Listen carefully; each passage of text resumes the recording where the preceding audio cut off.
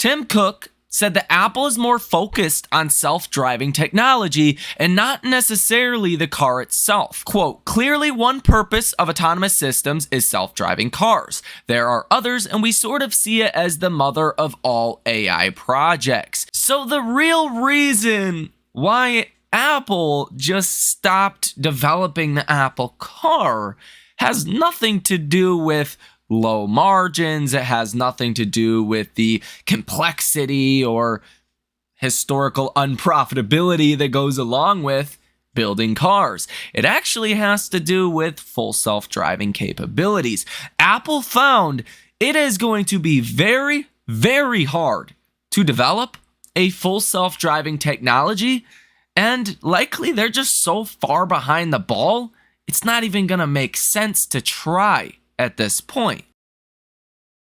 Oh man, Elon Musk just came out of left field with this bombshell news overnight. Elon Musk says last night, we radically increased the design goals for the new Tesla Roadster. There will never be another car like this, if you could even call it a car. It's a Tesla and SpaceX collab. And then Elon Musk says production design is complete and unveil by the end of the year, aiming to ship next year. Now we all know Elon Musk sets lofty targets, and I'm sure you could tack on an extra year or two to these plans, but this product is literally going to be like nothing you have ever seen before. In fact, Elon Musk actually hinted towards the car being able to fly. Yes, after this post that I just read, Tesla owner Silicon Valley says, can it fly a little? Elon puts the little eye emojis. Just imagine what Elon would tell us if he did not have a lawyer that had to go over all of his tweets before he posts them. That's about as definitive that you are going to get from Elon and the next generation Roadster, at least additional details for now. Going out on a limb here, it looks like Elon is confirming the Roadster could actually be a flying car. Maybe after all, the new hybrid is not EV and ICE vehicles, kind of a combined vehicle being both EV and gas, but actually EV and aerospace. Now, wouldn't that be something new? I mean, I remember as a kid, everyone talked about flying cars were the future, and so far nothing has happened. If there is a company that could do it, it would be Tesla, let's be honest. Elon Musk goes on to say that the Tesla Roadster, at least he thinks, has a shot at being the most mind-blowing product demo of all time. Elon Musk also confirms this vehicle, the Tesla Roadster, will go from 0 to 60 in less than 1 second, and he says that is the least interesting part. Farzad says, son of a bitch, you actually are making a rocket on wheels. Elon Musk says, elegantly, of course. So this is probably one of the bigger reasons on the day today why Tesla stock is up 1.6%. Because if you take a look at the Russell 2000, the Russell's down almost half of 1%, the Nasdaq's down about half of 1%, the S&P is down 0.16%, and the Dow is down 0.23%. Tesla being up 1.6% is what, a 3x outperformance compared to the Nasdaq? That's notable. Tesla is also breaking above $200 today yet again, and that's also notable. But what I think is most notable or interesting is the news that we got yesterday. Apple has canceled their decade-long electric car project. But you won't believe what Tim Cook said back in 2017. Tim Cook says Apple's car project is the mother of all AI projects. Now, it's fascinating here. Quote, we're focusing on what we talked about, we're focusing on publicly, is we're focusing on autonomous systems, he said. Quote, clearly one purpose of autonomous systems is self-driving cars. There are others, and we sort of see it as the mother of all AI projects.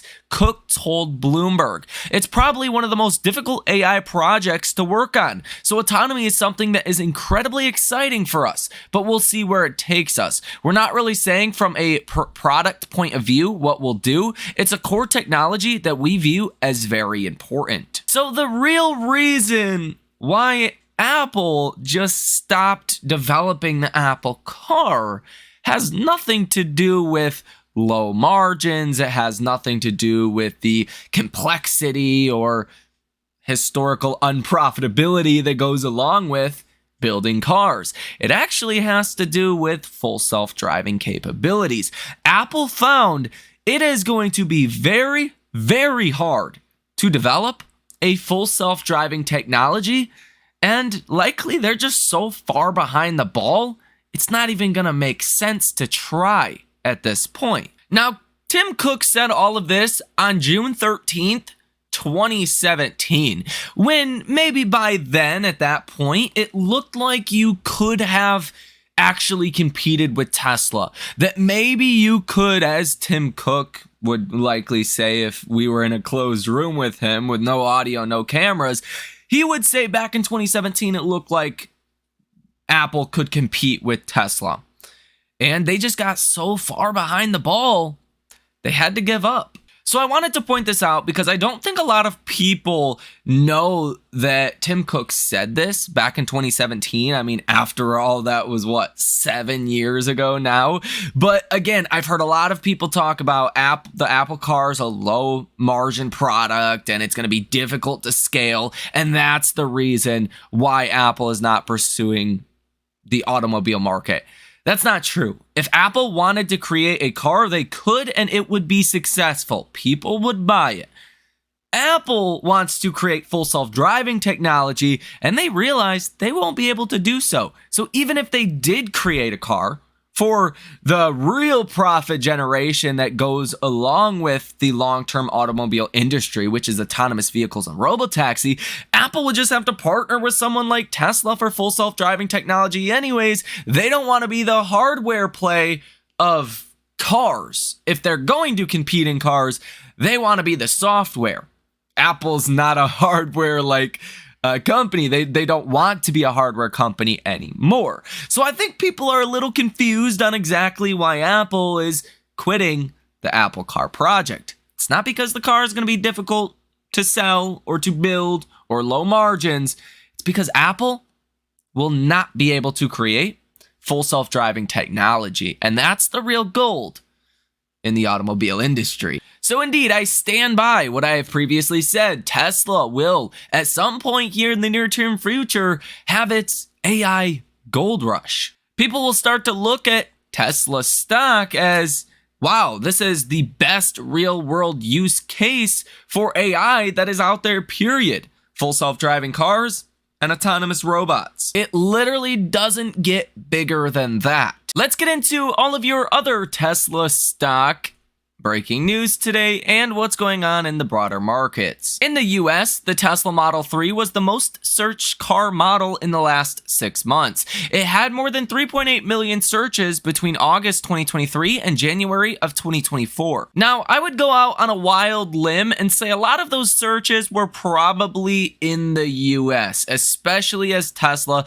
has recently launched Project Highland, which is the unofficial name, kind of the name that the Tesla investor base has assigned to the refreshed Model 3. Well, it would make sense that you're seeing good demand for the Model 3 and all of these searches, at least in the US, based on global inventory numbers for the Model 3. The Model 3 inventory numbers are down here in pink, and there's only about 1,500 of these in inventory today. Now, we don't get data on US deliveries at all. There is no data that we get. The best that we can do is track inventories and drones at Fremont and Giga Texas. That's all we got. And on the drone front, it all looks good there. All looks good with drone footage that we have seen, especially Cybertruck production at Giga Texas lately has been looking really good. But long story short, the Model 3 refresh may be adding a lot more to volume sales than we may give it credit for right now. And we'll know more once we get Tesla's delivery number.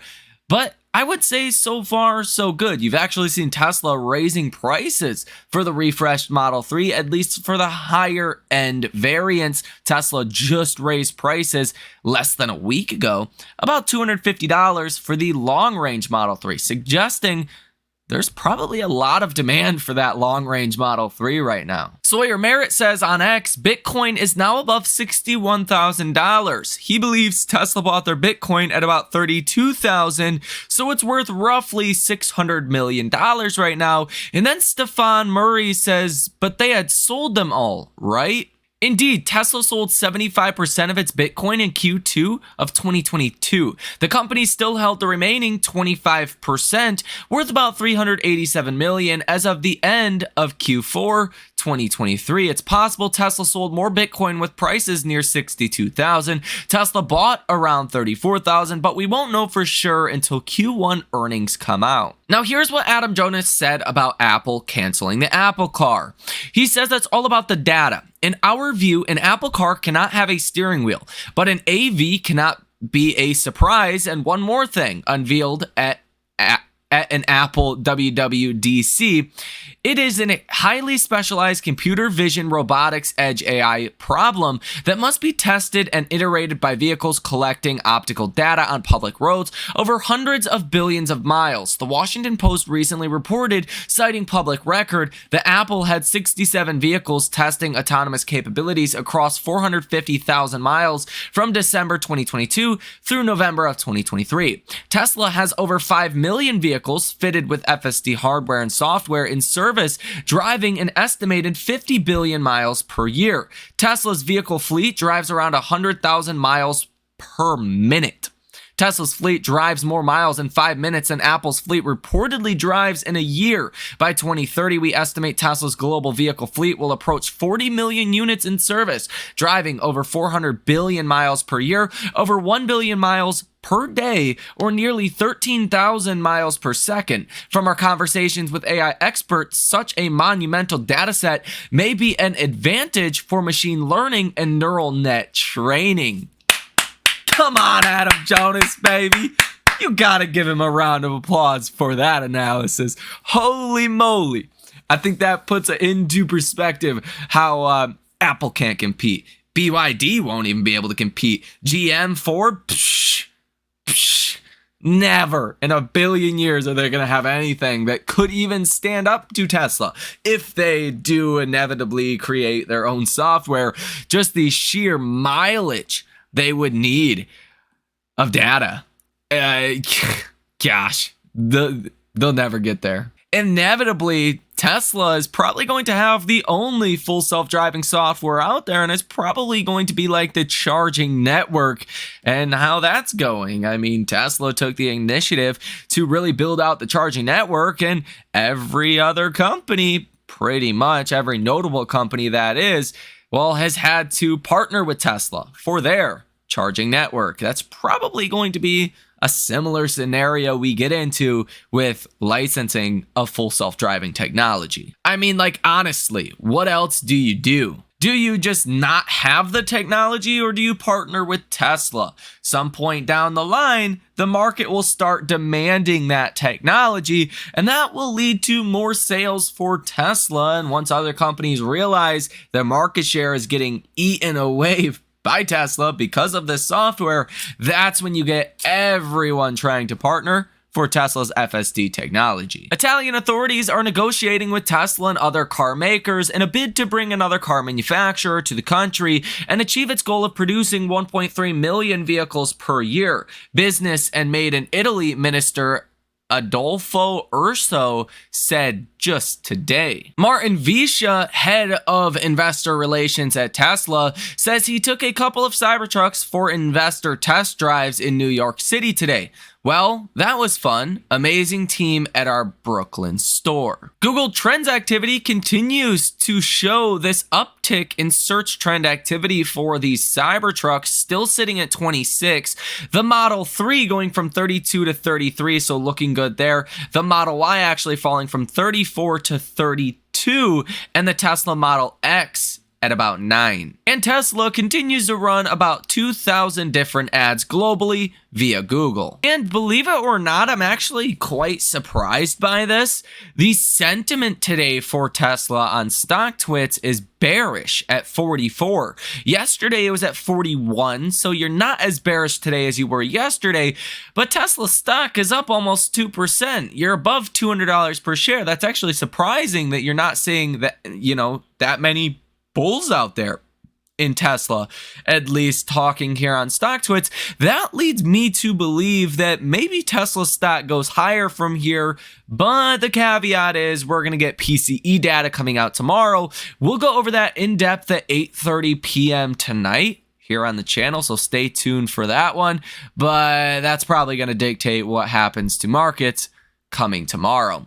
Now, message volume today is higher than yesterday. Yesterday you were at 52, which is categorized as normal. Today you're at 56, which is high. You can see this here in green. The participation ratio has been around 55 to 56. Today it's at 55, so still on the high side. That just means more people are talking about Tesla over here on StockTwits. That's a pretty good indicator of retail interest in Tesla stock. And here on Ortex, that is the #1 news highlight of the day today from MT Newswires, that Tesla plans to ship the Roadster EV sports car in 2025. So again, that is what I would say is the main reason why Tesla stock is so green today. Now, option activity from hedge funds and institutions definitely on the positive side, with a positive order value of 64%. You have seen 635 orders totaling $119 million. If you take a look at the entirety of retail, hedge funds, institutions, money managers, everyone, volume today is 58.5% calls and 41.5% puts, so strong numbers there as well. Tesla has short interest percentage of free flow at 3.21% and $17.72 billion currently in short positions. Here today in After Hours, you have quite a few notable names, especially around your quote-unquote AI trade. Marathon Digital, they will report earnings today in After Hours. Snowflake, Salesforce, AMC, C3 AI, Paramount, Okta, IONQ, WW, and Duolingo. So definitely Snowflake, Salesforce, C3 AI. These names are important for your quote-unquote AI trade. You could say Okta as well. Okta is a cybersecurity platform enabler. IONQ is a quantum computer seller. That could be an interesting one as well.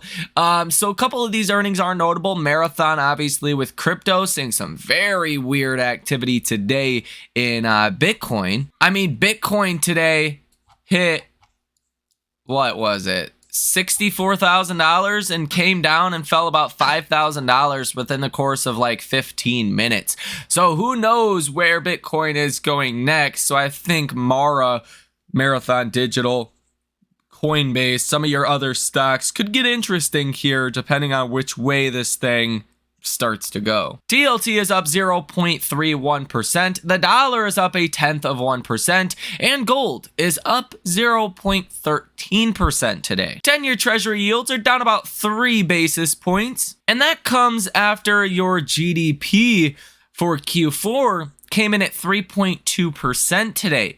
The estimate was 3.3%, and the first number that we got was 4.9%. So you came in a little bit lighter than the expected revision for GDP, which again was 3.3%. You came in at 3.2%. That makes sense why 10-year treasury yields are falling a little bit, but everyone is waiting around to see what that PCE report is going to look like coming out tomorrow. Nonetheless, like I said, Tesla stock is a true outperformer here on the day today, continuing to follow this uptrending line of support. You've almost filled the gap here at about 207. I think, let's be honest, if we get to 207, you're probably going to run to about 210. That's a more solid, even number, around 210. Question is, if we get good PCE numbers tomorrow, if the PCE comes in lower than expected, I mean, Tesla stock could fly here. You're already above $200 per share.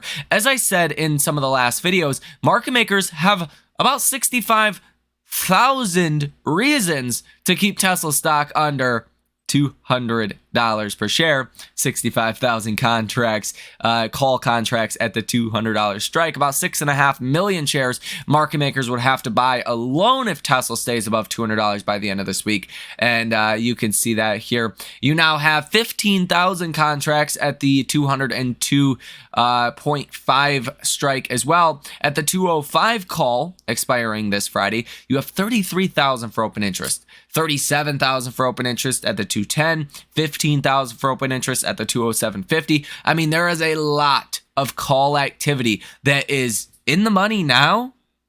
I mean, all of these strikes are kind of huge. They're all over 10,000, which 10,000 for open interest equates to 1 million shares market makers would have to buy.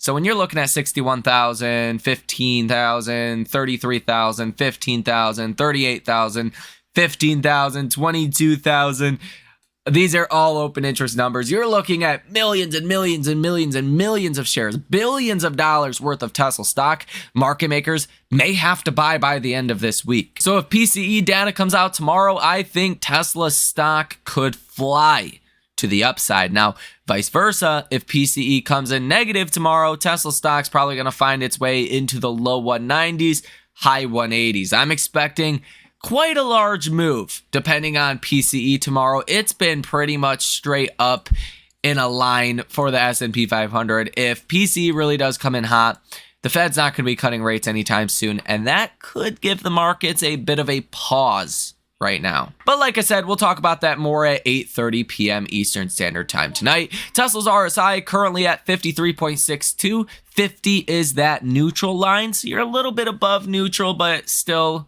I mean, Tesla's not overextended, not even close. The MACD is still very negative. MACD line, this yellow line, is negative 2.59, and the signal line, the blue line, is negative 5.46. When these actually go positive, that's when you can get more traders, more algorithms kind of pushing Tesla stock higher. And I think Tesla would have to at least break above 210 to likely get these to go positive. And once they go positive, I mean, you normally see some pretty big rallies in Tesla stock. So I think tomorrow is truly a make it or break it moment for not just Tesla, but even the broad markets. Let me know what you think about this information down below in the comment section. Hit the like button as well as subscribe to the channel. You guys have a great rest of your day, and I will see you in the next one.